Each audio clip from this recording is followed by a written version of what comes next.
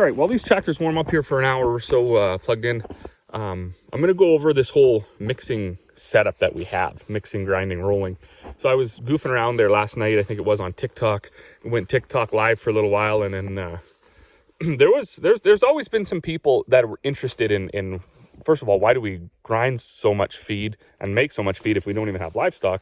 And then how do we even do it? Well, now the original setup, I think if you go back and look at some of my first YouTube videos, you'll see the original setup. Smaller mill, smaller roller. It kind of just made a mess all over and was a lot of work. So, well, the physical machines changed, the idea didn't. We got a bigger mill and we got a bigger roller mill. We set up this hydraulic motor.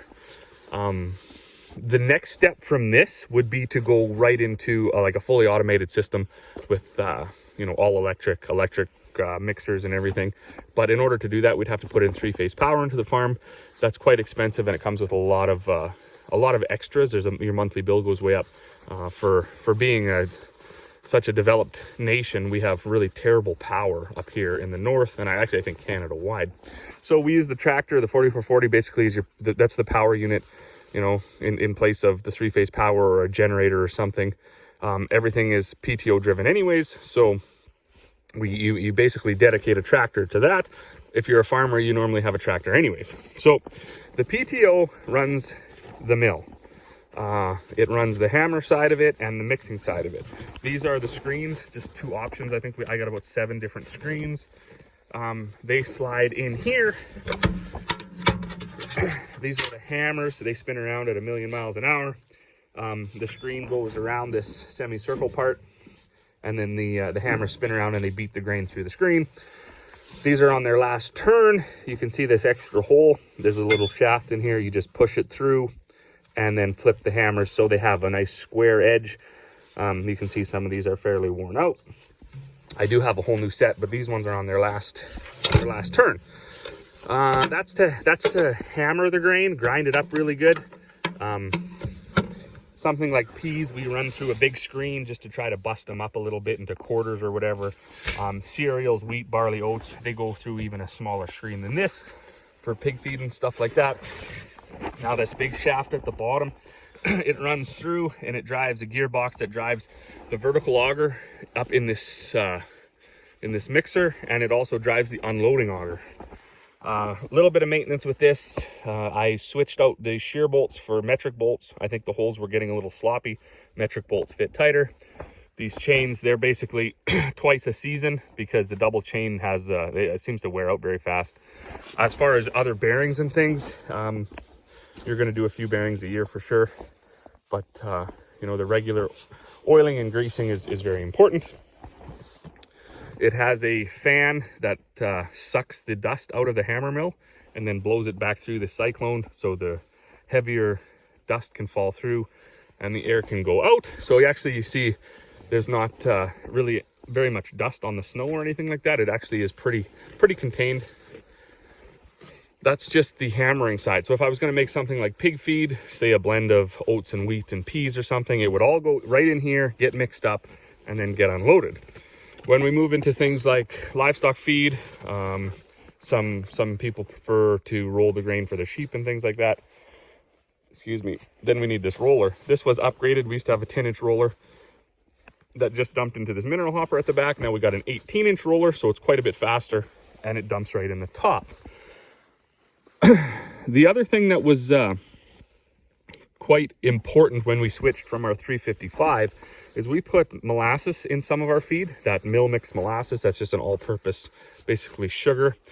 If your mill is a smaller mill that with a really aggressive cone at the bottom, it won't work very well to mix the molasses. It won't flow properly.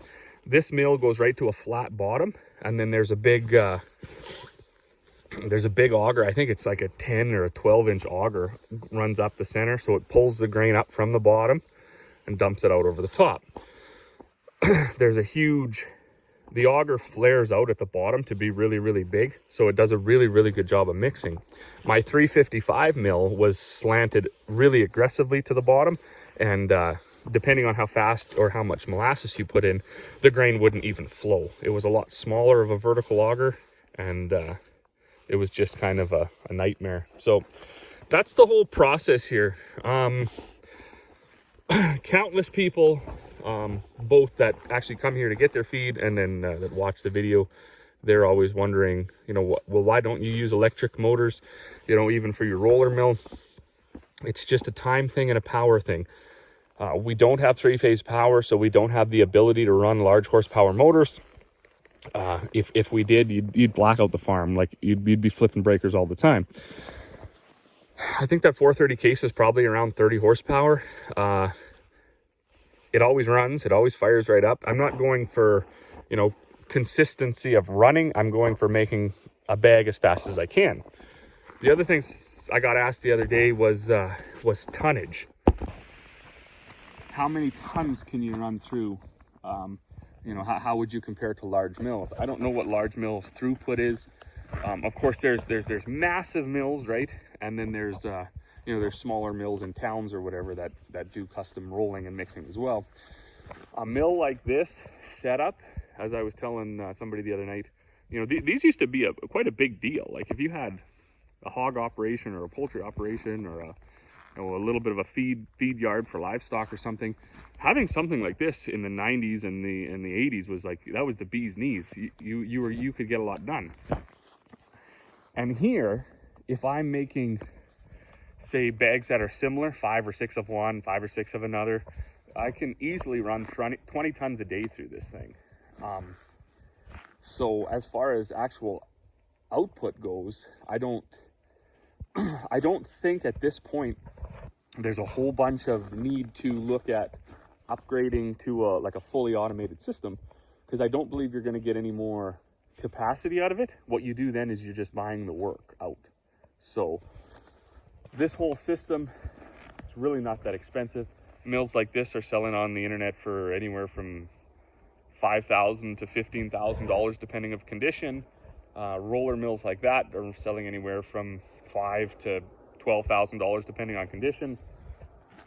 Of course, a 4440 now it's going to run you about $30,000 to $40,000, which is kind of absurd because they've actually gone up in value. 430 case like that is going to run you, I don't know, a few $1,000, and then bang, you could be into a setup that can put out 20 tons a day when needed, or you know, 3-4 tons a day consistently. We see a lot of people in the last few years, people that have moved on to acreages, moved on to started their homesteading journeys or their farms.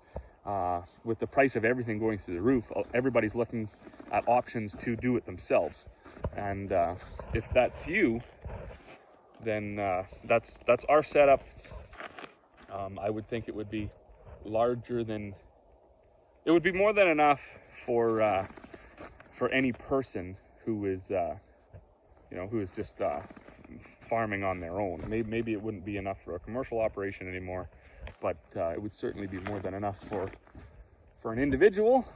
But that's that. So any questions on that, let me know in the comments, I guess. I'm gonna go grab my telehandler, get fired up, get grinding. I got only 3 bags to make today. I made a bunch yesterday. Once I got my lights finally working on the telehandler, I was excited that they worked, so I was like, well, let's just work in the dark because I spent all day fixing the lights. May as well use them. So that's what I did there. Well, that's it for me. Once we got done with that video, I had I don't know, maybe probably 10 or so bags. I have encountered an issue with my hammer mill.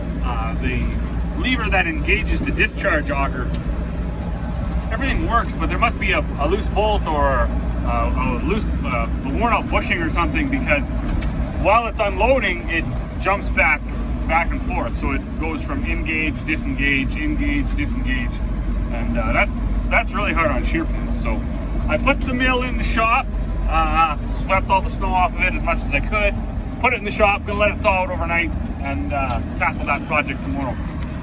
It is New Year's Eve, so to everybody that's watching, thank you very much. Enjoy your evening tonight. Happy New Year, and we will see you all on the next one.